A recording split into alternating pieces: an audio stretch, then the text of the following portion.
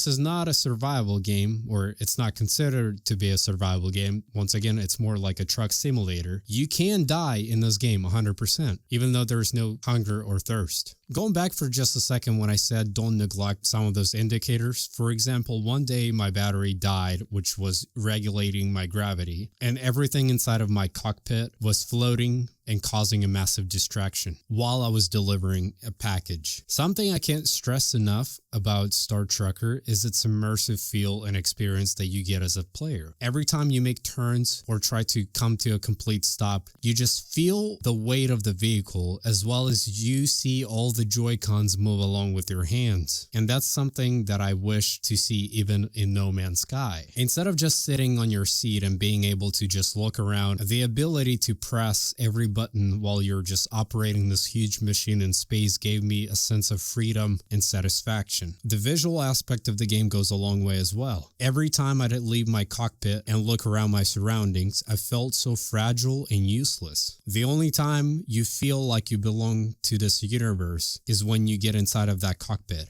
Every time I had to patch my external damage, I just felt like I was so vulnerable outside of my truck. It's as if I was stranded in the middle of the ocean, black ocean, by myself. If I was looking around underneath my feet while I was floating, you see nothing but blackness. And that's how I truly felt in this game, but instead of seeing blackness, you see the beauty and reflections coming from numerous different objects in space. Let alone when you see the planet Earth and you're right above it, it's simply breathtaking. The gameplay of Star Trucker is fairly repetitive. It's nothing crazy, and that honestly applies to every truck game, not just the Star Trucker. But if you don't mind the repetitive side of things, and you're here just for the journey and more of an immersive gameplay, I think it's a pretty solid game with a huge amount of potential. Once again, it is still in early access, but the immersive gameplay felt way better than Elite Dangerous, and that should probably tell you something.